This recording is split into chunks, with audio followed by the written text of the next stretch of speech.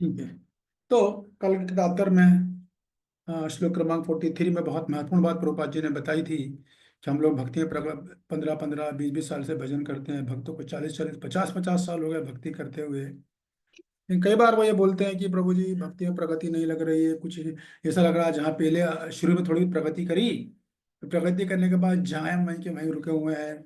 जब भक्ति में कुछ जो है, कुछ रस नहीं मिल रहा है, वही उदासीपन छाया हुआ है, वही बोरियत रहती है। भले ऊपर से हंस तो लेते हैं दूसरे लोगों को देख के, लेकिन अंदर से वो खुशी, वो प्रसन्नता नहीं है। तो इन सब का प्रॉब्लम वो क्यों होती है, उसका हल यहाँ पर दिया हुआ है। आचार्यों से सुने, सुनने का मतलब है आचार्यों ने बहुत बहुत अच्छे ग्रंथ लिखे हैं, टीकाएं लिखी है, गीता पे टीका लिखी हुई है, कई आचार्यों ने लिखी है। तो उनका जब आप अध्ययन करते हैं तो उन एक सबसे पहली बात तो उनका नाम को सुनने से ही अनर्थ निवृत्ति होती है। जब वक्ता है बोलता है कि इस श्लोक पर इस जगह बलदेव विद्याभूषण जी ये कह रहे हैं, जब बलदेव विद्याभूषण जी का नाम निकलता है तो बलदेव विद्याभूषण, ये सब मैंने आपको शुरू में बताया था अगर याद हो हमारी कक्षा में, परिचय में, गीता के परिचय में, कि उनके कारण ही जो है हमारा संप्रदाय प्रामाणिक संप्रदाय बना है।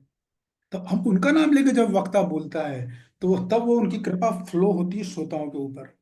और फिर जब वो सुनते हैं तो एकदम से उनका विश्वास, उनकी श्रद्धा तेजी से बढ़ती है। जब विश्वास और श्रद्धा तेजी से बढ़ती है तो तुरंत अनर्थ निवृत्ति होती है। ऐसा है ये। तो आचार्यों की ग्रंथों को पढ़ना बहुत पावरफुल तरीका है भक्ति में तेजी से प्रगति करने का, अपने जो परेशानियां जीवन की उनसे मुक्त होने का, अपने हृदय के अनर्थों से मुक्ति प्राप्त करने का बहुत पावरफुल तरीका। देखिए प्रभुपाद जी खुद यहाँ लिख रहे हैं, आप लोगों के सामने दिख रहा होगा। तो जब हम वो सुनते हैं ना, उनके नाम से ही वो इतने प्रसन्न हो जाते हैं। अगर मैं उनका नाम लिए बिना बोलूंगा तो वो चीटिंग एक्चुअली में, और श्रोताओं पर उसका प्रभाव इतना नहीं पड़ेगा। कोई चीज अगर मैं बोल रहा हूँ और मैं अगर ये बात का प्रमाण नहीं दे रहा हूँ कि इस जगह पर बलदेव विद्याभूषण जी ने ऐसा बोला, इस जगह पर विश्वनाथ चक्रवर्ती पाद बोल रहे हैं, यहाँ पर प्रभुपाद जी ऐसा बोल रहे हैं, अगर मैं आचार्यों को कोट नहीं कर रहा हूँ तो एक तरह से चीटिंग है दोनों के साथ, वक्ता के साथ भी श्रोता के साथ भी। जो हम बोलते हैं बात, तब आचार्य हमारा प्रसन्न होते हैं, क्योंकि माल तो एक्चुअली में उन्हीं का ही है, सब कुछ उन्हीं का है। वो तो उनको तो बस देना है, तो हमें जिसका माल है उसी का तो माल देंगे ना उसको। जो सही वक्ता होता है, काउंसलिंग किसको बोली जाती है, एक्चुअल काउंसलर जो होगा वो कभी सामने वालों को अपने से जोड़ेगा ही नहीं। जो काउंसलिंग का मतलब सिर्फ ये होता है कि सामने वाला हमारे पास जो आया है उसको शास्त्र तक पहुंचा देना है, खत्म, और पीछे हट गया। ये एक्चुअल सर्विस है। क्योंकि आपने शास्त्र तक उसको पहुंचा दिया तो वो सेल्फ डिपेंड बन जाता है। फिर उसको यहाँ भटकने की, हर चीज में पूछने की, प्रभु जी क्या करूँ, माता जी क्या हो रहा है, जरूरत नहीं है उसको। एक्चुअल काउंसलिंग का मतलब है कि उस भटके हुए व्यक्ति को आप शास्त्र तक पहुंचा दो, बस जोड़ दो, खत्म काम। ये एक्चुअल सर्विस है, ना कि उससे अपने से जोड़ के रखना है। तो हम लोग, जैसे मैं बोलता हूँ कि हमको लोगों को ये सिखाना है कि भाई आप कृष्ण को प्रेम करो, ना कि मुझे प्रेम करो। आप कृष्ण को शरणागत हो, ना कि मुझे हो। हाँ, एज ए श्रोता, श्रोता का अपना कर्तव्य है। जब हम श्रोता की जगह पे होते हैं तो हमारे मन में वक्ता के प्रति सदैव कृतज्ञ रहना चाहिए, उनकी सेवा करना चाहिए। ये हमारा एज ए श्रोता का पार्ट है, वो भी हमें निभाना है। लेकिन जब हम वक्ता की सीट पे बैठे होते हैं तो तब हमारा कर्तव्य है कि हम उनको आचार्यों से जोड़ दें, ना कि अपने आप से जोड़ें। और सारी प्रॉब्लम काउंसलिंग में यही आती है। उसका सिंपल तरीका है, बिल्कुल एक्चुअल सर्विस। जो एक्चुअल वक्ता सेवा करेगा ही ऐसी कि वो बोल देगा देखिए ये आप हो, ये भगवत गीता और ये आचार्य है, ये शास्त्र है, उनको सिखा के समझा दे। तो वो क्या होगा, खुद ही निर्णय ले लेगा लाइफ के अपने। वही एक्चुअल सर्विस है। कहते हैं ना, अब उसे अपने पैरों पे खड़ा कर देना, एक्चुअल सर्विस वो है। ना कि हर बात में वो हमारे पास आए, हम पे डिपेंड रहे, फिर हम उसको कंट्रोल करें, या मत जाओ वहाँ मत जाओ, इससे मत सुनो उससे मत सुनो। इसका मतलब है कि गड़बड़ है, दोनों कमजोर है। एक बार एक वीडियो बनाया गया था अमोगिला प्रभु, क्या बनाया था, attach counsellor and sentiment counselling. मतलब आसक्त है काउंसलिंग, काउंसलर अपना काउंसलर से, और काउंसलर जो काउंसलिंग ले रहा है वो सेंटिमेंटल है। तो एक्चुअल काउंसलिंग यही है, बेस्ट काउंसलिंग है। सबसे अच्छी काउंसलिंग जो करी है, बेस्ट मोटिवेशन दिया है in the history of Mankind, वो कृष्णा नहीं दिया है। एक्चुअल मोटिवेशन, बाकी आजकल जितना मोटिवेशन है सब बेवकूफ बना रहे हैं पब्लिक को। और गलती है पब्लिक की, पब्लिक बन रही तो बना रहे हैं। कोई मोटिवेशन का, एक मोटिवेशन काम का नहीं है, सब बिना फालतू का है। आज तक किसी मोटिवेशनल स्पीकर ने किसी को ये नहीं बोला कि तुम जो कष्ट उठा रहे हो उसका जिम्मेदार तुम हो। बोलेगा ही नहीं कभी वो, क्योंकि उसे पता है उसकी दुकान बंद हो जाएगी। कौन सा कौन बोलता है, कौन कर्म का सिद्धांत बताता है? कोई नहीं बताएगा, ऊट पटांग बातें बताएंगे बस। रुक रुक कर सहो, और नहीं सहो तो रुक जाओ, ऐसे क्या क्या स्लोगन निकालते हैं, पब्लिक को बड़ा अच्छा लगता है। तो ये सब चीटिंग बिजनेस है। कहाँ गीता में ऐसा बोला जा रहा है? कहीं ऐसा नहीं बोला है। राधा गीता कितनी क्लियर है, प्रभुपाद जी कहाँ अपने तात्पर्य में सब बोल रहे हैं, क्लियर लेकर रहे हैं एकदम। अर्जुन अपने तर्कों को अपने निजी अनुभव पर आधारित करके नहीं बोल रहे। तो भक्ति में हम कोई भी सिद्धांत, देखिए डिटेल में तो हम बोल सकते हैं, वो अलाउड है। सिद्धांत अपने मन से नहीं बोल सकते। सिद्धांत अगर आपको बोलना है तो आपको प्रमाण देना होगा। तो देख ले, वो बोल रहे हैं प्रभुपाद जी, अर्जुन अपने तर्क पे नहीं बोल रहे, तो आचार्यों से जो उन्होंने सुना या पढ़ा उस पे बोल रहे हैं वो। और ज्ञान प्राप्त करने की यही विधि है, यही वास्तविक ज्ञान है एक्चुअली में। अभी इसमें हम कौन सा वक्ता हमें कितना शुद्ध ज्ञान दे रहा है, इसके लिए हमारा खुद का अध्ययन होना जरूरी है। तो हम तो खुद बेवकूफ बनते रहेंगे अगर हमको ये नहीं पता। रूपा जो उदाहरण देता है ना कि अगर आपको सोना खरीदने जाना है, सोने के आभूषण बनाने जाना है, लेकिन आपको अगर सोने की पहचान नहीं है, तो तय है कि सुनार आपको बेवकूफ बनाएगा, वो ठगेगा आपको। वैसे ही हमको इन चीजों से बचना है तो खुद से अध्ययन करना, खुद से समझना। वो गिरिराज भी जो परिक्रमा के लिए जाते हैं, अच्छा अच्छा अच्छा, मथुरा से, वृंदावन से। कौन है, कौन है ये, कहाँ से आवाज आ रही है? ठीक क्लास है। मानसी माता जी। मानसी माता जी, मानसी माता जी को तो है। आवाज नहीं आती। मानसी माता जी आप बंद करोगे क्या? मेरे को दिख नहीं यहाँ से किधर है मेरा। हाँ, मिली। ठीक है, हो गया, मैंने उनको कर दिया। ढूंढना पड़ता है, वीडियो ऑन रहता है तो खटाखट दिख जाता है, इसलिए बोलता हूँ वीडियो ऑन करके रखें जो रख सकते हैं। हाँ, जो नहीं कर पाए कुछ सिचुएशन में तो मैं समझता हूँ।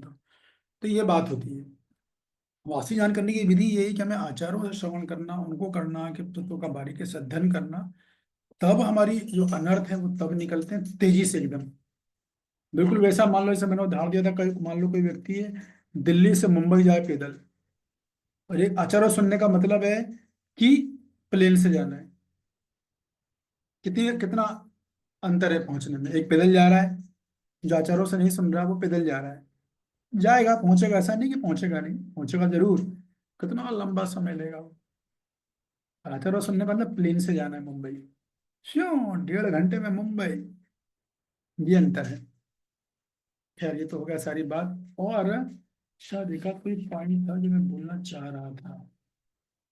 हम्म, तो कुल मिलाकर यहाँ पे बात ये है कि श्लोक के अंदर जो अब अर्जुन ने चौथा कारण बता रहे हैं ना। फिर इससे पहले एक चीज और बताता हूँ आपको, इंटरेस्टिंग बात। कि देखिए आजकल सब लोग सोशल मीडिया सुनते हैं, प्रवचन सुनते हैं, और कथाएं सुनते हैं, क्या क्या सुनते हैं, दुनिया भर के स्पीकर हैं। लेकिन सोशल मीडिया सुनने का मतलब है अहो रूपम अहो ध्वनि। किसने वाला ये मुहावरा सुना है, अहो रूपम अहो ध्वनि? संस्कृत में है ये। कंदराज ने बताइए, आपने सुना है अहो रूपम अहो ध्वनि? नहीं प्रभु जी। ठीक है, आप सुनिएगा। तो देखिए क्या हुआ, एक बार ऊंट होते ना, ऊंट, तो ऊंटों के समाज में, नहीं नहीं नहीं सॉरी, गधे, गधे के समाज में एक लड़का जवान हो गया। तो माँ बाप ने बोला भैया चलो, अब तो लड़की देखनी पड़ेगी इसके लिए। लड़की कैसी चाहिए भैया? आजकल के लड़कों को सभी को सुंदर लड़की चाहिए होती है। तो पूरे घर के बड़े बुझे परिवार वाले इकट्ठा हुए, उन्हें ढूंढी एक गधी, उसको रिश्ता भेजा गया। दोनों दोनों एक दूसरे को देखा, गधी ने गधे को पसंद किया, गधे ने गधी को पसंद कर लिया, और तय हो गया भैया इन दोनों का रिश्ता कर देना चाहिए। और फिर जब मुहूर्त निकालते हैं, मुहूर्त निकाला गया। लेकिन मुझसे समस्या थी कि भैया अब गधे का विवाह, उनका विवाह करेंगे गधे और गधी का, तो पंडित भी चाहिए। वो तो फेरे पे लगवाएगा, मंत्र जाप तो वही करेगा। पंडित कहाँ से लाए? गधे में समझ में पूछा तो किसी को कुछ पता ही नहीं, शास्त्रों का ज्ञान कोई जानता नहीं है। समस्या हो गई, पंडित नहीं आएगा तो शादी भी नहीं होगी। तो एक बड़े बुजुर्ग गधे ने कहा एक काम करो, थोड़ा अपन मोहल्ले से बाहर निकलते हैं, कुछ बाहर के जो लोग मिलेंगे उनसे पूछेंगे अपन कोई पंडित है क्या। तो हम बाहर निकले तो कोई ऊंट दिख गया, तो काफी ऊंट जा रहे थे सड़क पर। उन्होंने अप्रोच किया कि भैया देखिए, ऐसा आप में से कोई शास्त्र वगैरह थोड़ा बहुत जानता है, मंत्रों का जाप? तो ऊँटों के सरदार ने कहा हमारे यहाँ हैं 2-3 लोग, वो जानते हैं। तो बोले बोले आप कृपया करके हमारा अनुनय विनय कि हमारे यहाँ आए और वर वधु का अपना मंत्रों का जाप करके अच्छे से विवाह करवा दे, ताकि दोनों प्रेम पूर्वक सारा जीवन काटें। तो बात बन गई और गधों को बुलाया गया और गधों का समाज आ गया, ऊँट का समाज भी आ गया। पंडित जी ऊँट बन के बैठ गए वहां पर मंत्रों का जाप करने के लिए। तो क्या हुआ कि मैंने सर पूरा एक चैप्टर भेज दो। थोड़ा सा उल्टा बोल दिया मैंने। एक्चुअली ऊँटों के समाज में शादी की बात चली थी कि कंप्लीट भैया कर दिया था। हमको जो है शादी करना है। तो ऊँटों को में कोई पंडित नहीं था, तो वो गधे के पास गए। तो गधा तैयार हो गया, तो ऊँटों का समाज बैठ गया, अग्नि लग गई। कौन बोल रहा है भैया? डिस्टर्ब कर रहा है बार बार, रिकॉर्डिंग में डिस्टर्ब होता है। रिंकू सिंह, रिंकू सिंह। रिंकू सिंह जी, आप लोग क्लास में आदत डालो अपने आप को म्यूट करने की। नहीं डालोगे तो दिक्कत होगी। अब रिकॉर्डिंग में सब रिकॉर्ड हो रहा है, पता है आप लोगों को, सब डिस्टर्ब होगा। तो रिकॉर्डिंग का ध्यान रखिए, रिकॉर्डिंग चलती है तो अनम्यूट रखिए। हाँ, जब मैं बोलूँ तब आप हाथ उठाइए और फिर बोलिए। तो क्या बोल रहा था मैं कि ऊँट की शादी होनी थी। ऊँट आ गया, ऊँटनी भी आ गई, दोनों बैठ गए, ऊँट का समाज आ गया, चारों तरफ घेर लिए। और गधों को बोला गया कि भैया पंडित जी आप अपना मंत्र जाप कीजिए, पूजा करवाइए। तो गधे की आवाज तो आप लोगों ने, कई लोगों ने सुनी होगी गधा कैसे रेंगता है। गधे ने जो है रेंगना चालू किया अपने मंत्र में, चू ढैचू करके। जब उसने रेंगना चालू किया तो उस तरफ जो कमल के लोग पाठ ने बोला, वाह अहो ध्वनि, अहो ध्वनि, अहो ध्वनि, क्या मंत्र का जाप हो रहा है। खूब खुशी के मारे पागल हो गए, वाह जबरदस्त जाप किया, जबरदस्त जाप किया। ऐसा हो गया। तो ऊँट का, गधे के साथ कुछ और लोग भी आए थे, वो भी अपने जुगाड़ में बैठे हुए थे। तो उन्होंने ऊँटनियों को देखा वहां पर। तो जब वहां के ऊँट के परिवार ने जब गधे की तारीफ करी, अहो ध्वनि, अहो ध्वनि, कितना सुंदर जाप है, कितनी अच्छी आवाज है, क्या बढ़िया मंत्र उच्चारण चल रहे हैं। तो गधे के लोगों ने बोला, अहो रूपम, अहो रूपम, अहो रूपम, वाह कितना सुंदर रूप है, कितनी सुंदर सुंदर ऊँटनी यहाँ बैठी हुई है, अद्भुत सुंदरियां बैठी है, विश्व सुंदरियां सारी यहाँ बैठी हुई है। इस तरह दोनों दूसरे की तारीफ कर रहे थे। वो सोशल मीडिया में चलता है, अहो रूपम अहो ध्वनि। वक्ता भी कुछ बोलेगा और श्रोता भी उसकी तारीफ करेंगे, वाह वाह वाह, क्या बोला है, क्या बोला है। ये है सोशल मीडिया। कोई बात नहीं करता कि आप किस आचार्य के थ्रू बोल रहे हो, कहाँ से बोल रहे हो। गीता में कृष्ण कहते हैं, गीता में किधर कहते हैं, ये तो बता दो पहले। बोलेंगे कृष्ण कहते हैं और फिर अपनी गीता चालू कर देंगे। अरे कृष्ण तो कहीं से नहीं बोला, कहाँ बोला है, किधर बोला है, कुछ भी चलता है ना एकदम। तो सोशल मीडिया आज का मतलब है अहो रूपम अहो ध्वनि। ऐसा है ये काम। तो अगर तेजी से प्रगति करनी है, प्रमाणित सुनने का मतलब ही यही है कि आचार्यों की प्रामाणिक वाणी को बोला जाए। इसको बोलते हैं प्रामाणिक परंपरा। प्रामाणिक परंपरा में आकर भी जरूरी नहीं कि हर वक्त प्रामाणिक बने, नहीं, जब तक कि वो आचार्यों के नाम को कोट ना करे। कहाँ बोला है, किस संदर्भ में बोला है, किस जगह बोला है, इतना करने से श्रोताओं की बहुत, दोनों की प्रगति होती है, वक्ता की और श्रोताओं की, दोनों की। ये बात थी। अब जो है आज का श्लोक, श्लोक क्रमांक 40। हाथ उठाइए, कौन पढ़ना चाहेगा? 44, सॉरी 40 नहीं, 44।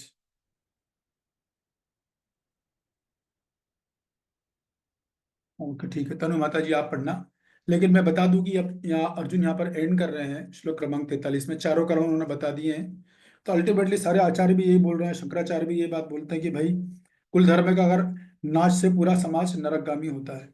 तो ये अर्जुन की बात सही है कि कुल धर्म का नाश अगर होता है तो अधर्म बढ़ता है, पाप बढ़ता है। रमणाचार्य भी ये बात बोलते हैं कि हाँ सही बात है। और मध्वाचार्य जी बोलते हैं कि कुछ भी हो, कुल धर्म का नाश हो तो भी अर्जुन को अपने क्षत्रिय धर्म का पालन करना चाहिए। ये कौन बोल रहे हैं? मध्वाचार्य जी बोल रहे हैं, हमारे परंपरा के महानाचार्य। ठीक है, होता है, लेकिन अर्जुन को अपना धर्म निभाना होगा क्योंकि वो युद्ध क्षेत्र में खड़ा है। ये बात है। तो शंकराचार्य जी का अपना थोड़ा सा अलग मत है, लेकिन कुल मिलाकर सभी आचार्य इस बात पर जरूर सहमत हैं कि जो कुल परंपराओं का जो नाश होता है उससे समाज की हानि होती है, समाज का पतन होता है, मानव का पतन होता है, संस्कारों का पतन होता है। बस शंकराचार्य जी ने और रामानुजाचार्य जी ने इसे वैदिक कर्मकांड व कुल धर्म से जोड़ा है। और प्रभुपाद जी ने कुल धर्म को बचाने का एक ही तरीका बताया, कृष्ण चेतना। वो ये बोलते हैं भैया ये नुकसान तो होगा, बचने का तरीका क्या है, अपने आप को कृष्ण चेतन बनाइए। तो प्रभुपाद जी ने अपने इस पूरे टीका में भक्ति पर बल दिया है, हम यहाँ तक आ चुके हैं, जबकि शंकराचार्य ने ज्ञान कांड पर और कर्म कांड पर बल दिया है।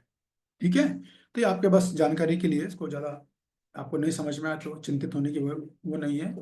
हल प्रभुपाद जी दे रहे हैं भक्ति भक्ति भक्ति भक्ति भक्ति भक्ति भक्ति भक्ति, बस ये बात है। श्लोक क्रमांक 44 तो माता जी आप पढ़िएगा, मैं श्लोक पढ़ता हूँ।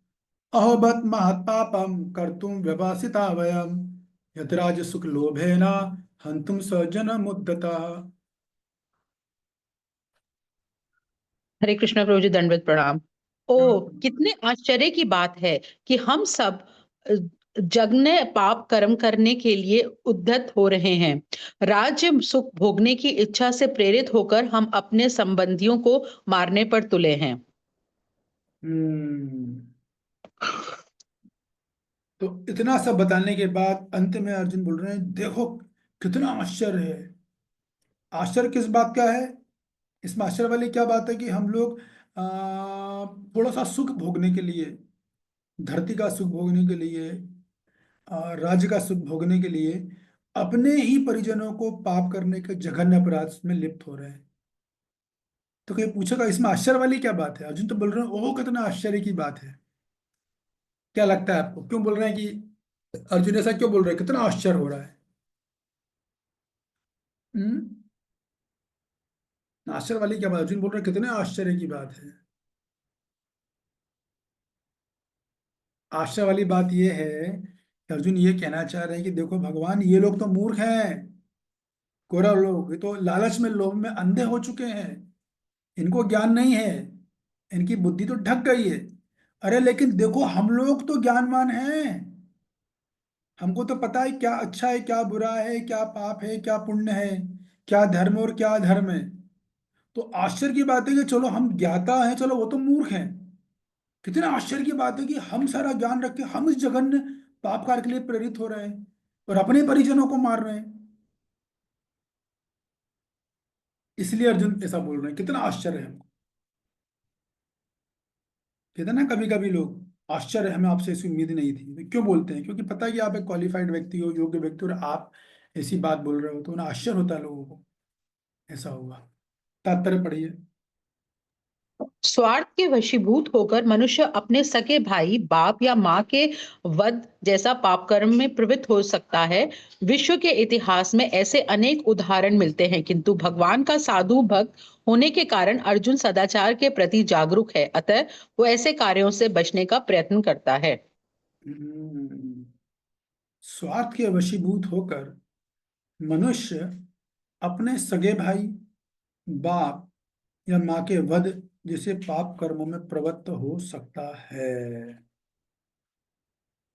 तो प्रभुपाद जी तो बोल रहे हैं भाई, देखिए भाई आप बात को समझिएगा, ये बात कोई आचार्य नहीं बोल रहा है, लेकिन ये बात प्रभुपाद जी बोल रहे हैं। क्यों बोल रहे हैं, क्योंकि आपको सारा प्रभुपाद जी ने अपने जो तात्पर्य लिखे हैं वो वर्तमान परिस्थितियों को देख के लिखे हैं, वर्तमान कलयुग के लक्षणों को देखते हुए लिखे हैं। तो ये तो अगर आप लोग सब तो खैर सोशल मीडिया के टच में रहते ही हो, न्यूज़पेपर भी पढ़ते हो, तो ये कोई बहुत आश्चर्य का बात तो नहीं लगता है कि सगा भाई अपने सगे भाई की हत्या कर दे, माँ की हत्या कर दे, बाप का वध कर दे, ये कोई आश्चर्य वाली बात नहीं लगती इस कलयुग में। लेकिन ये होता बहुत घर घोर पाप है। तो आप में से हाथ उठाकर कोई उदाहरण देना चाहेगा शास्त्र में कि जहां पर व्यक्ति ने अपने निजी स्वार्थ के लिए अपने ही परिजनों का वध करने का महापाप किया है? शास्त्र में से याद कीजिए, आपका समय शुरू होता है अब। 15 सेकंड का समय है आपके पास, सोच लो। इस शास्त्र में ऐसा कहाँ उदाहरण है कि व्यक्ति ने अपने निजी स्वार्थ के लिए अपने ही परिजनों का वध किया है? तो बाजी तो बोल रहा है विश्व के इतिहास में अनेक उदाहरण है। यस जय गुरु जी, याद आ गया आपको, बताइए। प्रभु जी मैं कंफर्म नहीं हूँ बट कर्ण का वध हुआ था। किसका? कर्ण का। कर्ण का वध हुआ था, तो किसने किया था वो वध? या फिर किसने? वो तो एक उन्होंने, जो बहुत बलशाली थे, 10 हाथियों का बल था पांडव भीम। में से। अर्जुन भीम। अर्जुन प्रभु जी। कर्ण का वध किसने किया? भीम ने किया था, किसने किया था? अर्जुन ने। फिर आप अर्जुन। भीम बोल रहे हो। और जो कहते हैं द्रौपदी थे, उनके पुत्र का वध हुआ था। किसने किया था वो? अ, दुर्योधन ने। चलो ठीक है, कुछ हद तक तो ठीक हो। देखते हैं हम नीता जी क्या बोलती, बताइए नीता जी क्या कहना है आपका? हाँ जी, हरे कृष्ण प्रभु जी। दंडवत प्रणाम। सुग्रीव ने बाली अपने भाई का ही किया था वध, सुग्रीव ने जो है बाली अ, का अपने बड़े भाई का। हाँ देखिए, इसमें एक चीज ये आ रही है कि स्वार्थ के वशीभूत होकर, है ना, अपने निजी स्वार्थ के वशीभूत होकर जिसने अपने परिजनों का वध किया हो। तो सुग्रीव का आपको लग रहा है कि सुग्रीव अपने स्वार्थ के वशीभूत किया था उन्होंने उनका वध, या कोई और कारण अम, था? नहीं, बाली ने निकाला था कि अपने स्वार्थ के विरुद्ध, ना राज्य के लिए। हाँ, अभी आपका एग्जाम्पल सही हो गया। हालांकि जी। वजह तो नहीं किया, लेकिन राज से निष्कासित कर दिया था। हाँ गुड, जी। अच्छा उदाहरण, ऐसे उदाहरण को मैं भी नोट कर लेता हूँ। रामायण सुधारण, बाली ने सुग्रीव को राज्य से निष्कासित कर दिया, हालांकि वध नहीं किया, किया। लेकिन धमकी दे दी थी कि जी, अब ठीक दोबारा आए तो ठाक। वध कर दूंगा। यस, तनु माता जी। प्रभु जी, मैं श्योर नहीं हूं, पर ये इसमें आएगा कि कंस ने स्वार्थ के वशीभूत आकर अपनी बहन के बच्चों की हत्या कर दी थी। बिल्कुल सही, 100% करेक्ट। कंस का यस। उदाहरण बिल्कुल क्लियर है एकदम। आज बात क्या, बार बार आ रहे जा रहे हैं राकेश कुमार जी। हाँ, राकेश कुमार जी का आज नेट की इशू होगा। तो कंस ने अपने निजी स्वार्थ के लिए देवकी के 6 पुत्रों का वध किया है भाई, एक के बाद एक, दाम दाम दाम दाम दाम। Very good. Yes, Pramod Gupta ji. Hare Krishna प्रभु जी। हाँ प्रभु जी, जी। अभिमन्यु का वध किया है कौरवों ने मिलकर, हाँ बिल्कुल सही है। स्वार्थ के बस। बिल्कुल, अभिमन्यु का और वध किया। एक दूसरा एग्जाम्पल, द्रौपदी के पुत्रों का वध हुआ है, अश्वत्थामा ने किए हैं। बिल्कुल सही। हरे कृष्णा प्रभु जी, दंडवत प्रणाम। दंडवत प्रणाम, दो उदाहरण दे दिए आपने। द्रौपदी के 5 पुत्रों को मारा गया अश्वत्थामा ने। अभिमन्यु का वध तो सभी कौरवों ने मिलके किया, अंत में कर्ण ने मारा था उनको, क्रूरता से मारा था। हो गया। और भी उदाहरण, और कुछ याद आ रहा है किसी को? एक दो उदाहरण और है जी शास्त्र में, जहाँ अपने स्वार्थ के वशीभूत होकर वध किया गया है। इतिहास में शास्त्र में तो है ही, इतिहास में भी है। यस, नंदा दया जी बोलिए। हरे कृष्णा प्रभु जी, सादर प्रणाम प्रभु जी। प्रहलाद महाराज का भी आएगा, उनके पिताजी ने प्रयास किया उन्हें मारने का बार बार। बिल्कुल, वो प्रयास हरे किया कृष्णा उन्होंने। प्रभु जी, ध्रुव महाराज का भी वध करने की कोशिश की थी किसने की थी? उनके पिता ने। ध्रुव महाराज का? नहीं नहीं, उन्होंने वो थोड़ी किया था, वो तो उनको डांटा था, उन्हें गोदी से हटा दिया था बस। क्या पाइएगा नहीं। या सीता सेविका जी, क्या सेवा की जाए आपकी? पर प्रभु जी, मैं ही बोल रही हूँ प्रभु जी, जैसे ध्रुव महाराज का भी तो किया था। किसने क्या किया ध्रुव महाराज का, बताइए। ध्रुव महाराज का वध वध नहीं किया था, लेकिन उन्होंने घर से बाहर निकाल दिया था, जैसे कि उनकी माँ ने। अच्छा, उनके पिताजी ने निकाला था, हाँ। निकालने में तो आएगा, निष्कासित किया था उनको। एक्चुअली कुछ निकाला हाँ। नहीं था उन्होंने, उन्होंने बस इतना कहा था। वो बैठना चाह रहे थे, उनके पापा ने तो कुछ बोला ही नहीं है। वो तो अपने पिताजी की गोद में बैठना चाह रहे थे, तो उनकी जो दूसरी सौतेली थी ना, सुनी थी, वो आ गई थी। उसने उनको हम्म। धुतकारा था। लेकिन उनके पापा ने ऐसा नहीं बोला कि मेरा राज्य छोड़ के चले जाओ। वो तो बस शांत थे, उन्होंने कुछ विरोध नहीं किया, ये था। तो वो कुछ हद तक तो ठीक है, लेकिन वो पूरी तरह फिट नहीं होगा यहाँ पर, निजी स्वार्थ के लिए वध किया हो। एक उदाहरण है रावण का। रावण ने हत्या तो नहीं की थी, लेकिन रावण ने क्या किया था, अपने राज्य से विभीषण को निष्कासित कर दिया था। रावण ने विभीषण को निष्कासित किया था। और एक तो बिल्कुल प्रोमिनेंट एग्जाम्पल अभी तक कोई नहीं बोल पाया, तो बहुत फेमस है। यस अनीता जी। हरे कृष्ण प्रभु जी, दंडों प्रणाम। प्रभु जी, धृतराष्ट्र की इच्छा अनुसार जो लाक्षागृह में अग्नि लगाई गई थी पांडवों को, हाँ, मैं उसी का वेट कर रहा था। दुर्योधन अपने निजी स्वार्थ के लिए पूरे पांचों पांडवों को जलाने का पूरा इंतजाम कर दिया था उन्होंने। वध प्रभु करने जी, के भीम को भी उन्होंने जहर दिया था, दुर्योधन ने, उनकी भाइयों ने। हाँ हाँ, यस यस, वो भी आ गया उसमें। ठीक है, तो आप लोग हटा लीजिए, एग्जाम्पल उदाहरण पूरे हो गए। तो इस तरह से हम देखते हैं इतिहास में, हमारे शास्त्रों में, कि अनेक उदाहरण मिलता है जहाँ के लोगों ने अपने निजी स्वार्थ के लिए अपने ही परिजनों का वध किया है। तो हिस्ट्री शुरू से गवाह है ये। तो ये तो हो गया शास्त्र। इतिहास से कौन बताना चाहेगा? इतिहास में कुछ ऐसे उदाहरण है कि जहां पर व्यक्ति ने अपने निजी स्वार्थ के लिए अपने ही परिजनों का वध कर दिया। इतिहास मीन्स हिस्ट्री। यस राकेश प्रभु। प्रभु जी, अगर हम लोग हिस्ट्री पढ़ें तो मिडाइवल एज यानी कि मध्यकालीन जो भारत के इतिहास है वो पूरा इसी से भरा हुआ है। जितने भी मुस्लिम या जो बाहर के आक्रांता आए वो भारत में शासन किया मुगल पीरियड में, सबने अपने पिता की या अपने भाई की हत्या करके गद्दी प्राप्त की प्रभु जी। स्पेसिफिक उदाहरण, स्पेसिफिक बात तो सही है आपका, स्पेसिफिक।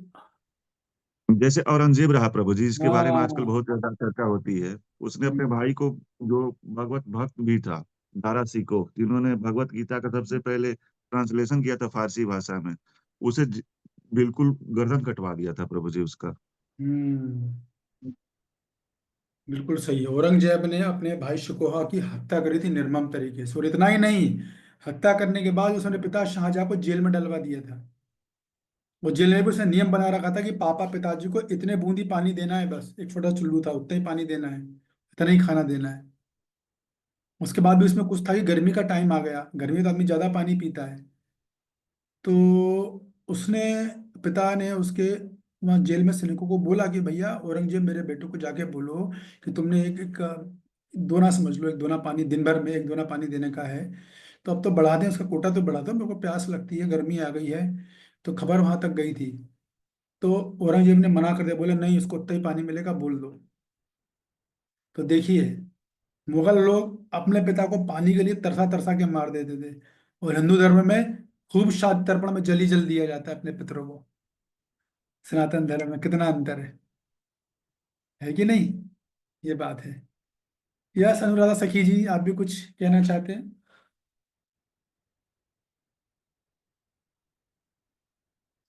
और कोई उदाहरण इतिहास से? हरे कृष्ण प्रभु जी, दंडवत प्रणाम। प्रभु जी, धन्यवाद। मीराबाई जी को भी तो विष दे के मारने का प्रयास किया बिल्कुल गया। बिल्कुल सही उदाहरण है, मीराबाई का भी अच्छा उदाहरण है। यस, मीराबाई। और बताता हूं मैं आपको, एक उदाहरण आता है सम्राट अशोक का। सुना है किसी ने उदाहरण? सम्राट, प्रभु ठीक जी, है ना? कहा जाता है जी। जी आप हाथ उठा लीजिए अपना। तो सम्राट अशोक ने अपने निजी स्वार्थ के लिए अपने भाई की हत्या करवा दी थी। सम्राट अशोक, हाँ बाद में जरूर वो उन्होंने बुद्ध धर्म अपना लिया और काफी उनमें हृदय में परिवर्तन आया, मगर शुरू में उन्होंने भी राज्य के लिए अपने भाई की हत्या करवाई थी, सम्राट अशोक ने। और भी उदाहरण है, बाजीराव पेशवा, सनसनीखेज उदाहरण है। बाजीराव पेशवा मराठा थे ना, मराठा, जब उस टाइम मराठों का जमाना था, तो बाजीराव पेशवा ने सत्ता सुख के लिए अपने परिजनों को बंदी बना दिया था। मारा नहीं था, लेकिन जेल में डाल दिया था, ऐसा हुआ था। यस मनीषा जी, कोई नया उदाहरण आपको याद आ रहा है? यस प्रभु जी, मुगल शासक में ही प्रभु जी वो आया था ना, अलाउद्दीन खिलजी ने अपने चाचा को मारा था, जलालुद्दीन खिलजी को। हम्म, जलालुद्दीन को उसके लिए गद्दी से रिलेटेड ही काम करेक्ट कर रहे करेक्ट। तो मेरा मतलब कहने का है, यहाँ पे इतने सारे उदाहरण हमने निकाल कर चर्चा की है कि ऐसा अनेक उदाहरण है जिससे पता चलता है कि व्यक्ति स्वार्थ के वशीभूत होकर अपने सगे भाइयों और बाप माप के वध को पाप कर्मों में प्रवृत्त हो सकता है। तो हमने शास्त्रों से प्रमाण निकाले, इतिहास से प्रमाण निकाले, और बाकी के प्रमाण तो हमें रोज ही दिख रहे हैं। हर दूसरे दिन आप देख लो न्यूज़पेपर, सोशल मीडिया में न्यूज़ आ रही है, यहाँ पर क्या नहीं हो रहा है, सब कुछ चल रहा है। ये बात है। तो शास्त्र में से अनेक उदाहरण मिलते हैं कि जहाँ पे व्यक्ति स्वार्थ के भशीभूत होकर अपने सगे भाइयों का जो है वध कर देता है। और इसी बात को प्रभुपाद जी यहाँ पर बोल रहे हैं कि भैया स्वार्थ चीज ही ऐसी है। किंतु भगवान का साधु भक्त होने के कारण अर्जुन सदाचार के प्रति जागरूक है, अतः ऐसे कार्य से बचने का प्रयत्न करता है। तो प्रभुपाद जी ने उनके पक्ष में बोल दिए अंत में इसके अर्जुन के, कि भैया अर्जुन की जहाँ तक बात है, अर्जुन तो भगवान के अच्छे भक्त हैं और इसलिए वो इन पाप कार्यों से बचना चाहते हैं। इस तरह का प्रभुपाद जी ने अर्जुन के पक्ष में स्टेटमेंट दे दिया है।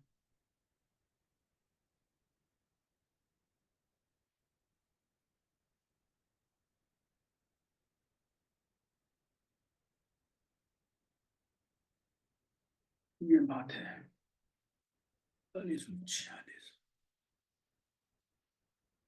तो आप अगर देखोगे इस बात को कि प्रभुपाद जी ने कहीं कहीं तो बोला पूरे अध्याय में, लेकिन कहीं कहीं ज्यादातर प्रभुपाद जी ने अर्जुन के पक्ष में ही बोला है। अर्जुन को साधु बताया है, अर्जुन को दयालु बताया है, अर्जुन को वैष्णव बताया है कि वैष्णव के कारण वो दया कर रहा है कि नहीं। तो बल्कि वो देखो 28वां श्लोक इसी अध्याय का हमने चर्चा किया था, उसे प्रभुपाद जी अर्जुन के दया को वैष्णव गुण बता देते हैं। अर्जुन की विमुखता को, कर्तव्य विमुखता को वैष्णव गुण बता के प्रकट किया गया, करुणा है। तो एक प्रभुपाद जी के अगर दृष्टिकोण से देखें तो आपने ध्यान दिया होगा कि प्रभुपाद जी बार बार अर्जुन के पक्ष में ही बोले। वो साधु है, वैष्णव दयालु होते हैं, गुणवान होते हैं। प्रभुपाद जी ने श्लोक भी कोट किया भागवतम से, यस्सा से भक्ति भगवती व किंचना। तो ये सही बात है कि अर्जुन का जो सब दया है ये वास्तव में सही करुणा है क्या? प्रभुपाद जी तो बोल रहे हैं,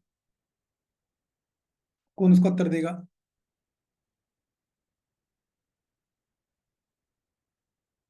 यस कांता राधा रानी माता जी। ये आप पहले बोले थे ना, अर्जुन योग माया के कारण आसक्ति हुई थे, इसलिए प्रभुपाद उनको बार बार कर लेकिन तो खुद से वो तो नित्य सिद्ध आत्मा है, वो तो भ्रमित नहीं होते हैं। बराबर है, भ्रमित नहीं होते हैं, कुछ हद तक सही है। यस राकेश प्रभु। प्रभु जी, आपने माता जी ने तो एक लाइन उसके आगे की चर्चा यही है कि प्रभुपाद स्वयं वैष्णव थे, तो वैष्णव गुण उन्होंने देखा अर्जुन में और इसलिए उनकी तारीफ की। और दूसरी बात है कि यहाँ पे जो एक भक्त होता है, भक्त में ये गुण स्वतः आते हैं। जो भी भगवान की भक्ति की तरफ बढ़ता है उसमें से स्वतः सद्गुण आ जाते हैं।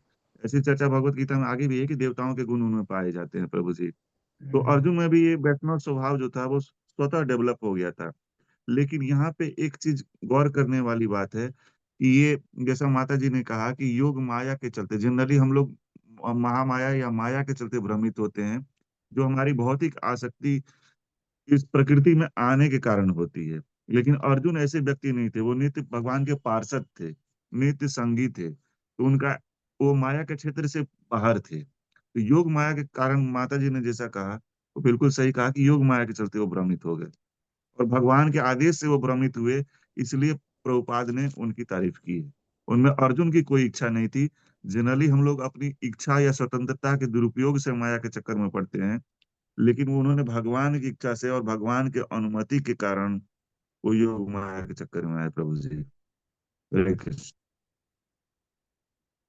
तो इसका मतलब अर्जुन सही बोल रहे हैं, भैया ठीक है युद्ध नहीं करना चाहिए, तो अर्जुन के पक्ष में बात जानी चाहिए।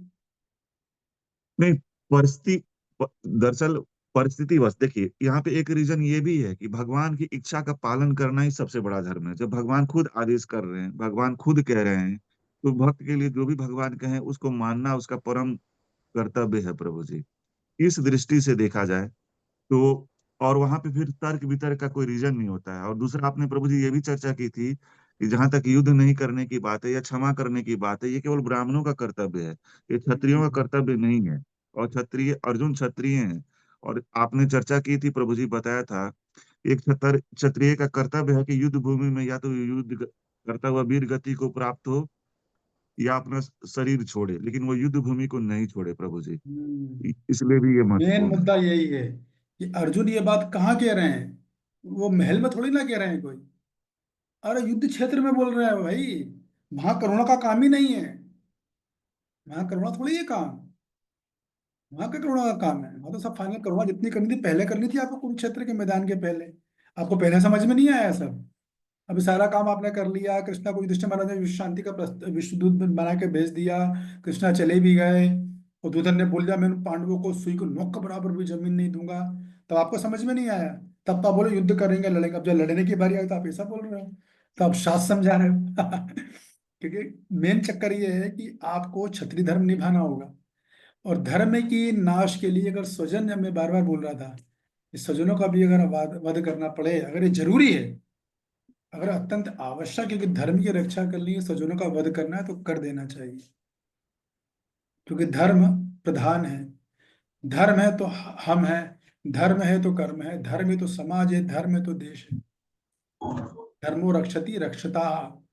यदि आप धर्म की रक्षा करते हो तभी आपका रक्षण होगा। ये एक एंगल है। अभी आपको दूसरा एंगल बता रहा हूँ जो अभी तक बताया नहीं। मनीषा जी, आप कुछ बोलना चाहते हैं?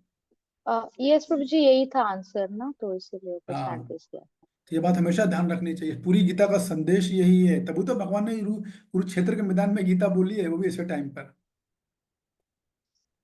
इमरजेंसी में बोली है भगवान ने।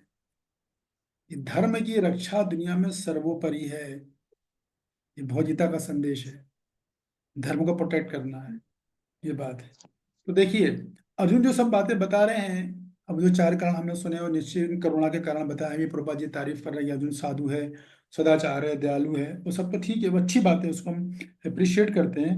लेकिन सबसे बड़ी मुद्दा ये है यहाँ पर, मध्वाचार्य जी बताते हैं ये बात, कि अर्जुन की जो करुणा है वो अधूरी है। करुणा तो है, लेकिन वो अधूरी, वो पूर्ण करुणा नहीं है। क्यों नहीं है? क्योंकि अल्टीमेटली अर्जुन अपनी इंद्रियों की, अपने सुख की बात सोच रहे हैं। तो उनकी जो करुणा निकल रही है वो कहाँ से आ रही है? खुद की इंद्रिय तृप्ति के भावना से आ रही है, खुद के मन की सुख की भावना से आ रही है। करुणा तो है, लेकिन वो आ कैसे रही है? मेरे इंद्रियों को संतुष्टि मिलेगी, मेरे मन को संतुष्टि मिलेगी, जबकि अर्जुन एक भक्त है, भगवान लिख रहे हैं साधु है, भगवान का साधु भक्त है, ऐसा लिख रहे हैं प्रभुपाद जी। तो साधु भक्त का क्या कर्तव्य है? वो अपनी इंद्रियों को संतुष्ट ना करने के बजाय उसकी करुणा भगवान की, उसको, अर्जुन को भगवान के मन और इंद्रियों को संतुष्ट करना चाहिए, ये बात है। अर्जुन की करुणा में धर्म का पूर्ण ज्ञान नहीं है और भगवान की भक्ति का समावेश नहीं है। मध्वाचार्य ये बात बोलते हैं, इसलिए वो करुणा अपूर्ण है। अर्जुन की करुणा में अपना खुद की इंद्रिय तृप्ति है, भगवान की इंद्रियों की तृप्ति नहीं है, एक। दूसरा, अर्जुन की करुणा में धर्म का पूर्ण ज्ञान नहीं है। ज्ञान है, पूर्ण ज्ञान थोड़ी है ये तो। जिसे मैंने आप लोगों को बताया, तो सब अर्थशास्त्र बोलता है, वो धर्मशास्त्र बोलता है। वो अर्जुन को अर्थशास्त्र कोट करना चाहिए, वो धर्मशास्त्र कोट करके बोल रहे हैं सारी बातें। तो ज्ञान भी है अर्जुन को, लेकिन पूर्ण ज्ञान नहीं है, और भगवत भक्ति भी नहीं है। भगवत भक्ति जो तुरंत बोलते थे, यस यथा इच्छसी तथा कुरु, अभी जो बोलोगे वो करेंगे हम। क्योंकि भगवान जो बोले वो धर्म है, जब भगवान साक्षात खड़े हो तो। ये बात है। तो करुणा है, लेकिन वो करुणा अपूर्ण है, ये मुद्दा है। अर्जुन को जो करुणा है वो कहाँ पर आ रही थी? एक और पॉइंट, अर्जुन को जो करुणा आ रही है वो देहात्म बुद्धि से आ रही है, और भगवान की करुणा कहाँ से आ रही है? आत्मा के स्तर पर आ रही है। भगवान ये युद्ध करवा रहे हैं, कोई बोलेगा कैसे? अभी भी लोग बोलते हैं कृष्ण को, आज तक अपशब्द बोले जाते हैं। मेरे को 1-2 बार लोगों ने बात बोली, कैसे कृष्ण की पूजा करते हो यार, इतना खतरनाक युद्ध करवाया, इतने लोगों को मरवा दिया। अरे भाई, उन्होंने उनका आत्म कल्याण किया है, ये भगवान की करुणा है। आत्मा को बचाना है कि नहीं बचाना है, कि नरक में भेजना है? तो कितना अंतर है। अर्जुन की जो करुणा है वो देहात्म बुद्धि के आधार पे है। तो भगवान कठोर इतने के नहीं, भगवान भी बहुत दयालु है। भगवान की करुणा आत्मज्ञान के आधार पर है। इसीलिए भगवान ने प्रवचन स्टार्टिंग किया, देहिन्वस्मिन् यथा देहे देहा कौमारम यौवनम जरा। अर्जुन कहाँ लगे हो, तुम्हें तो वैसे ही मरने वाले हैं, ये तो कहीं मरेंगे ही नहीं, ये तो शरीर है। तो भगवान की जो करुणा थी वो आध्यात्मिक करुणा है, और अर्जुन क्या कर रहे हैं, अपनी करुणा को प्राथमिकता दे रहे हैं, जबकि भगवान की करुणा को प्राथमिकता नहीं दे रहे हैं। भगवान की करुणा है ना आत्मकल्याण। तो अर्जुन भगवान की इच्छा की पूर्ति के बजाय अपनी इच्छा की पूर्ति को प्राथमिकता दी उन्होंने। ये एकदम सूक्ष्म बिंदु इसका, ये मध्वाचार्य जी बताते हैं कि अर्जुन यहाँ पर भगवान की प्रसन्नता को महत्व नहीं दे रहे, उनको अपनी प्रसन्नता की प्राथमिकता दी। अब ये बहुत सूक्ष्म बिंदु है, ये बहुत सूक्ष्म बिंदु है। भक्ति में भी मैंने कई बार बोला, हम लोग भक्ति करते हैं अपनी इंद्रियों को प्राथमिकता देने के लिए, ना कि भगवान की इंद्रियों को सुख देने के लिए, भगवान की इच्छा को प्राथमिकता देने के लिए। ये बड़ा सूक्ष्म बिंदु है भक्ति में, और इसीलिए तो संतुष्ट नहीं हो पाते भक्त लोग, क्योंकि वो भक्ति तो कर रहे हैं लेकिन अब अपनी इच्छा की संतुष्टि के लिए कर रहे हैं, जो कि शुरू में करना चाहिए। शुरू में जरूरी है, जब हम न्यूफाइट रहते हैं तब आवश्यक है, क्योंकि टिकना है, श्रद्धा भी कमजोर है, श्रद्धा मजबूत होनी है। लेकिन जैसे जैसे भक्त प्रगति कर, प्रगति का मतलब ही यही है कि व्यक्ति फिर भगवान की इच्छा की पूर्ति के लिए जीवन जीता है, वो होता है, वो वहां से उच्चल भक्ति की शुरुआत होती है। तो अर्जुन अभी एक तरह से कहो तो नव दीक्षित भक्त की तरह बातें कर रहे हैं यहाँ पर। जब भगवान से गीता का ज्ञान सुनेंगे तो एकदम परमहंस की तरह बोलेंगे, यथा इच्छसी तथा करूँ, जो बोलोगे अब आप वही करूंगा केशव, ऐसा हो जाएगा। ठीक है ना, ये बात है। चलो श्लोक क्रमांक अगला लेते हैं, 45। कौन पढ़ेगा?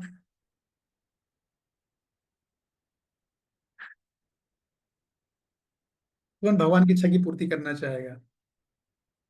एक मिनट में देख लो। मनीषा जी तो पढ़ चुकी हैं, रंगरानी माता जी ने कल पढ़ा था, अनिता जी पढ़ती, अनुराधा अनुराधा सखी जी आप पढ़िएगा, आपको कभी कभी हाथ उठाते हो। श्लोक क्रमांक 45। यदि मां प्रतिकाराम शस्त्रम शस्त्र पाणया धातराश्चारणे हन्यु स्तन तन्मे क्षेमतरम भवेत्। हरे कृष्ण।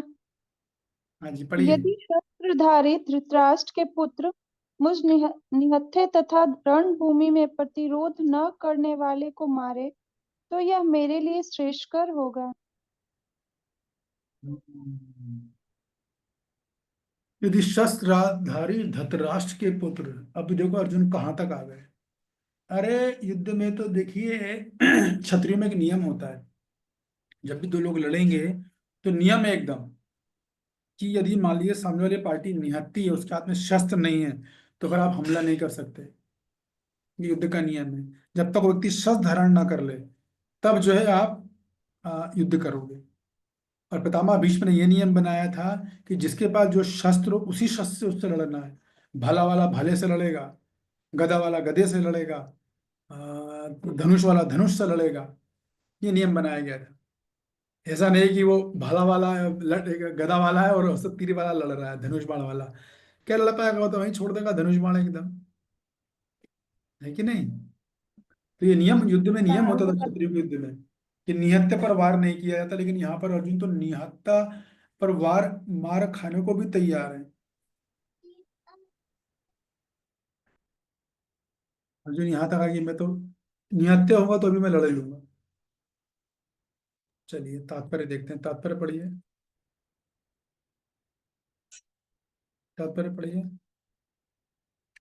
क्षत्रिय के युद्ध नियमों के अनुसार ऐसी प्रथा है कि निहत्थे तथा विमुख शत्रु पर आक्रमण न किया जाए, किंतु अर्जुन ने निश्चय किया कि शत्रु भले ही इस विषम अवस्था में उस पर आक्रमण कर दे, किंतु वह युद्ध नहीं करेगा। उसने इस पर विचार नहीं किया कि दूसरा दल युद्ध के लिए कितना उद्यत है। इस सब क्षणों का कारण उनकी दयाद्रता है, जो भगवान के महान भक्त होने के कारण उत्पन्न हुई। ये देखो प्रभुपाद जी ने फिर अर्जुन के पक्ष में बोल दिया। प्रभुपाद जी ने फिर अर्जुन का गुणगान कर दिया। वो तो दयालु है भाई, महान भक्त है, दया कर रहा है। कैसी दया कर रहा है ऐसी दया करी है उसने कि निहत्था मरने को तैयार है। युद्ध में एक नियम और होता है, यदि मान लो शत्रु पीठ दिखा के भाग रहा है तो वार नहीं किया जाता। लिखा है ना, निहत्था तथा विमुख शत्रु। विमुख शत्रु मतलब जो पीठ दिखा के भाग रहा हो तो भी वार नहीं किया जाता। ये सब क्षत्रियों के नियम थे जिनको पालन करते थे। संहिता इसको बोलते हैं, आचार संहिता। चुनाव इलेक्शन हो रहा है दिल्ली में तो आचार संहिता लगती है ना, वैसे क्षत्रियों की संहिता होती थी। तो देखिए, इतना सब होने के बाद भी अर्जुन जो है, बाबाजी बोलते हैं गुणगान, दयाद्रता है, भगवान के भक्त है, कानस में उत्पन्न हुई है। तो प्रभुपाद जी ये सब क्यों बोल रहे हैं, इसका भी एक और एंगल है, ये भी सुन लो आप। प्रभुपाद जी बार बार पाठकों को प्रेरित कर रहे हैं कि भगवान की भक्ति कितनी महान है। इस बात को बताने के लिए प्रभुपाद जी बार बार अर्जुन का गुणगान कर रहे हैं, ताकि पाठक जो है, कलयुग के लोग हैं वैसी आलसी हैं पढ़ने में।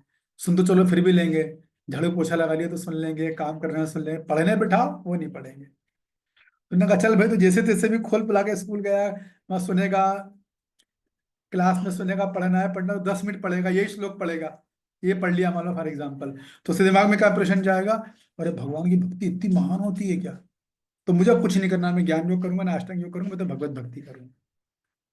इस बात के लिए प्रभुपाद जी अर्जुन का गुणगान कर रहे हैं बार बार, भगवान की भक्ति का वो दिखाने के लिए, मतलब भगवान की भक्ति का महत्व बताने के लिए, भगवान की भक्ति का गुणगान करने के लिए, भगवान की भक्ति का गुणगान व भगवान के भक्तों का गुणगान।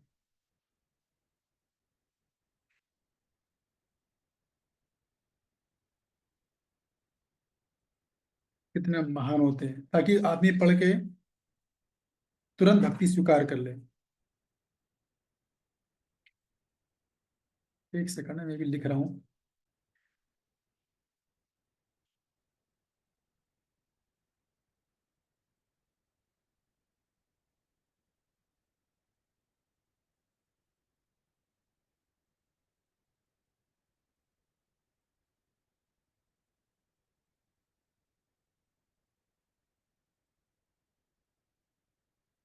इतने रीजन है गुणगान करने के, जो मैं आपसे अभी तक आपको बता के प्रभुपाद जी क्यों अर्जुन की माइनस पॉइंट को प्लस पॉइंट में बदल रहे हैं।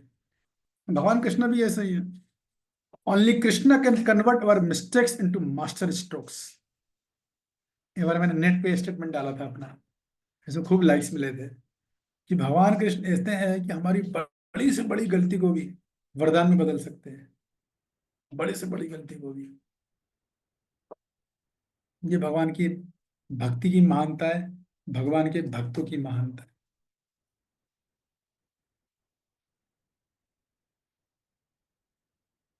फिर यहाँ पर ये बात है कि शास्त्रीय दृष्टिकोण तो इसका यही निकलेगा कि धर्म की रक्षा ही सर्वोपरि है। यहाँ पर पहले अध्याय तक तो कि धर्म की रक्षा सर्वोपरि धर्म है, अतः अर्जुन को क्षत्रिय होने के नाते अपना युद्ध करना चाहिए। अर्जुन जो बोल रहे हैं सब तर्क क्यों दे रहे हैं, वो मैं युद्ध नहीं करूं, लेकिन सब आचार्य मना कर रहे हैं, बोल रहे हैं नहीं ठीक है सब चीज अच्छी है, लेकिन अर्जुन को अपना युद्ध करना ही चाहिए। पहले अध्याय तक की बात है, इसको ध्यान रखिए। और फिर रामानुजाचार्य जी हैं, मध्वाचार्य जी हैं, विश्वनाथ जी हैं, तीनों इसी बात को बोल रहे हैं कि वास्तव में अर्जुन ये जो बातें कर रहे हैं ना, इतने सारे कारण बताए उन्होंने युद्ध नहीं लड़ने के, तो ये असल में मोह के कारण बताए हैं। इनकी जो करुणा है ये मोह जनित करुणा है, ये वास्तविक करुणा भक्ति में करुणा नहीं है, ये मोह से उत्पन्न हुई करुणा है, ये जो करुणा है।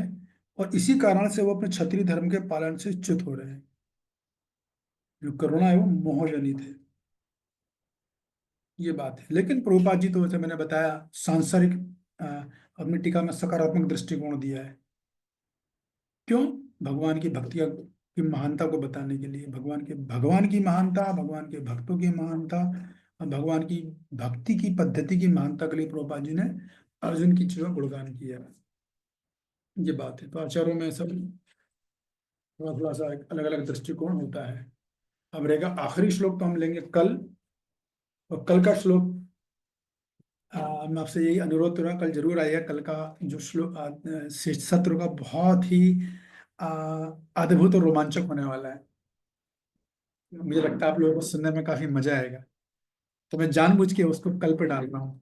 फिर मंडे से हम दूसरा अध्याय चालू कर देंगे। नहीं, कल आप जरूर आइए, अपने मित्रों को बोलिएगा, आप देखिएगा 46वें श्लोक में क्या होने वाला है। पढ़ के आओ तात्पर्य तो और भी अच्छा है। ठीक है। हरे कृष्णा। यस राकेश कुमार जी। प्रभु जी यहाँ पे एक मुझे जो इम्पोर्टेंट बात लगी कि प्रभुपाद भक्त की तारीफ कर रहे हैं कि भक्त के सारे सद्गुण होने चाहिए, लेकिन साथ साथ ये भी बतलाना चाह रहे हैं कि भगवान की इच्छा या भगवान का प्रयोजन ही अंततः भक्त का लक्ष्य होना चाहिए या भक्त का हाँ, आचरण अभी होना चाहिए। अभी अभी तो यहाँ पर पहले अध्याय तो प्रभुपाद जी बार बार, जैसे मैंने बताया, अर्जुन का गुणगान केवल इसलिए कर रहे हैं कि पाठक जो एक बार भी पढ़ेगा उसको दिमाग में ये इंप्रेशन जाए कि मुझे भगवत भक्ति करनी है। जी और रही आपका पॉइंट दूसरा है, तो वो दूसरे अध्याय में कवर करेंगे भगवान। बात आपकी सही है, कि वो दूसरे अध्याय से आ जाएगा। दूसरे अध्याय के जी प्रभु। 13-14 श्लोक से चालू होगा, फिर 2455 पे आएगा, फिर 56 पे ही भगवान बोलेंगे, तो उस टाइम मैं विस्तृत रूप से बताऊंगा आपको, जब वहां पहुंचेंगे ना अपन, तब मैं जी बताऊंगा। प्रभु जी। ओके ठीक है। हरे और कृष्ण। कोई हरे क्वेश्चन, कृष्ण कोई प्रभु। कमेंट? यस सनीता जी। हरे कृष्ण प्रभु जी, प्रभु जी।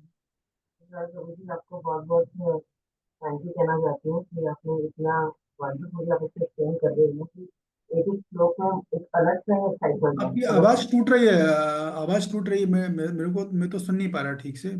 नहीं, सुनाई नहीं दे रहा प्रभु जी। हाँ, थोड़ा अब देखिए आई आप। प्रभु जी?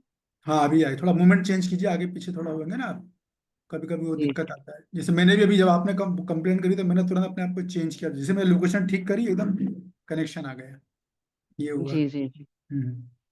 मैं ये कहना चाह रही थी प्रभु जी, थैंक यू सो मच कि आप इतने अच्छे से एक्सप्लेन कर रहे हो भगवद गीता को, कि ऐसा लग रहा है कुछ नया ही सुन रहे हैं। इतनी बार सुनने के बाद ना कुछ लग रहा है कि कहीं और खड़े होके इस अलग एंगल से हम देख रहे हैं इसको, जो कभी नहीं आज तक सुना। और हम्म। इतना एक्साइटमेंट और आपने सस्पेंस क्रिएट कर दिया हर श्लोका के अंदर कि क्लास मिस करने की तो सोचा ही नहीं जाता। वो कुदरती कोई इमरजेंसी हो जाती है तो क्लास मिस हो जाती है, उसके बाद अफसोस बहुत होता है हम्म। कि क्लास मिस हो गई। तो हम्म। इसके लिए बहुत बहुत धन्यवाद प्रभु जी, कि बस ये आप प्रिपेयर कीजिए हमारे लिए भी कि हम ये सदा इसमें बने रहे और एक्साइटमेंट बनी रहे हमारे लिए, ताकि हम पूरे ना, गीता को सुन पाए। तो सारे भाग सब मिलके एक साथ आते हैं तो एक्साइटमेंट का एक वातावरण बन जाता है, सबके अपने वाइब्रेशंस होते हैं ना पॉजिटिव, तो एक्साइटमेंट बन ही जाता है। तो बस ये है कि हम सबको ये रहना चाहिए कि जहाँ तक वो हम अपना सेशन ज्वाइन करें, सत्र ज्वाइन करें। जैसे आप बोलो ना कि हमें दुख होता है, बहुत अच्छी बात है। दुख होने का मतलब है कि आप भक्ति में प्रगति कर रहे हो, भगवान यही चीज नोट करते हैं, कितना मिस कर रहा है मेरे को ये। जैसे भौतिक जगत में गर्लफ्रेंड होती है, तो गर्लफ्रेंड बड़ी चतुर होती है, वो देखती है 2 दिन मिल नहीं पाए तो वो टटोलती है बॉयफ्रेंड के मन को, इसने मेरे को मिस किया कि नहीं किया, तो उससे पता चलता है मेरे से कितना प्रेम कर रहा है। तो इसे जब भगवान की कथा हम मिस करें, तो भगवान उधर बैठ के बड़े गौर से देखते हैं, मेरे को मिस किया कि नहीं किया, शादी पार्टी में गए, बढ़िया गुलाब जामुन खाए वहां पर, मुझे भूल गए। तो ये सब चीजें भगवान हमारी एक एक चीज को नोट करते हैं, और उसी के हिसाब से भगवान हमको फल देते हैं। तो इसको बोलते हैं आतुरता, ये होनी चाहिए। दुख होना चाहिए, अगर एक दिन में क्लास नहीं सुन पाओ तो बहुत दुख होना चाहिए, एक दिन श्वास नहीं पढ़ पाओ तो मातम मनाना चाहिए, कैसा दिन निकाला मैंने आज, भगवान ये क्या हो रहा है मेरे जीवन में, आपकी गीता नहीं पढ़ पाया, ऐसा दुख होना चाहिए। भयंकर मातम मनाना चाहिए, एक दिन अगर हम नहीं पढ़ पाए या क्लास नहीं सुन पाए ना, मातम मनाना चाहिए, वो भगवान को बहुत खुश करता है। सिंपल सी बात है, कृष्ण भक्ति में सारा खेल बस ये है कि हम भगवान को कितनी प्राथमिकता देते हैं, खत्म। उस हिसाब से भगवान हमारी लाइफ के जीवन में हस्तक्षेप करते हैं, कितना हम भगवान को प्राथमिकता दे रहे हैं, कितनी कठिन परिस्थितियां क्यों ना हो, कितनी भी कठिन परिस्थिति हो, आदमी हर हाल में महामंत्र तो बोल ही सकता है। अभी मैं बोल रहा हूँ लेकिन आप लोग सुन रहे हो, मैं से कोई होगा मन ही मन महामंत्र भी बोल सकता है, हरे कृष्ण कृष्ण कृष्ण हरे हरे, हरे राम राम राम हरे हरे। संभाई प्रभा जी तो बोलते हैं, आप एक कोर का खाना खा रहे हो, जब तक आप दूसरा कोर तोड़ के करोगे तब तक एक महामंत्र बोल दोगे। तो महामंत्र बोलने का मतलब क्या है, भगवान का स्मरण कर रहे हैं ना, सिंपल है एकदम। तो कष्ट भी आते हैं, भगवान इसलिए देते हैं ताकि ऐसे स्मरण नहीं होगा तुमसे, अब होगा स्मरण। कष्ट में हम करते भी हैं, भगवान ही भगवान ऐसा क्यों किया, भगवान ये, भगवान भगवान कितना निकलता है। भगवान बड़े खुश होते हैं, चलो अब याद कर रहा है। Very good. भगवान के लिए हमारी समस्या खत्म करना है क्या, 1 सेकंड का काम है, 1 सेकंड भी ये लगता है हमको, एक झटके में कर दे। ठीक है, थैंक यू अनिता जी, आप ऐसे ही हम सब भक्तों का सावर्धन करते रहिए। हरे कृष्णा। और कोई किसी एक का, और फिर हम सत्र का अंत करेंगे, लेकिन कल मैं बोलूंगा, कल आप लोग जरूर आइएगा, कल मैं कुछ आप लोगों के साथ 46वां तात्पर्य आप समझोगे तो आपको समझ में आएगा। अभी देखिए 4-4 लाइन के तात्पर्य, हमने 45 पढ़ा, इसमें कितनी 3-4 लाइन का तात्पर्य था। 44वां भी 4 लाइन का तात्पर्य था, लेकिन कितना उसमें निकल गया। ये अनिता, ये आपने फिर से हाथ उठाया? जी प्रभु जी, सॉरी आपको दोबारा डिस्टर्ब किया। प्रभु जी सॉरी, मैं इन्फॉर्म करना भी चाह रही थी कि मेरे को भी 12 ये तारीख को जाना है जगन्नाथपुरी यात्रा पे, तो एक हफ्ते के लिए जाऊंगी, लेकिन प्रयास पूरा करूंगी कि रिकॉर्डिंग्स के साथ बनी रहूं। बिल्कुल, वेरी गुड, वेरी गुड, धन्यवाद आपकी सूचना देने के लिए। गुड, इसको बोलते हैं सिंसेरिटी, इसको बोला जाता है सिंसेरिटी। इसका मतलब वाकई मिस करती हो, नहीं सुन पाती तो। ठीक है, आप सब लोग का बहुत बहुत धन्यवाद, थैंक यू वेरी मच। कल मिलते हैं हम शाम के 6:30 बजे। हरे हरे कृष्ण कृष्ण, गुरुदेव प्रणाम। हरे कृष्ण, प्रभु जी धन्यवाद प्रणाम। हरे कृष्ण प्रभु जी, साधु प्रणाम। अरे रुक्मणी कृष्णवल्लभी माता जी कोথায়, कहाँ से आ गई आज आप तो आती हरे नहीं है। कृष्ण देवी जी। मैं भी हाँ, नहीं थी, बहुत दिन में घर पे बहुत लोग आए थे, इसलिए मुझे भी बहुत अच्छा नहीं लग रहे थे एकदम, पर क्या अच्छा, करूं, ये सब में सब।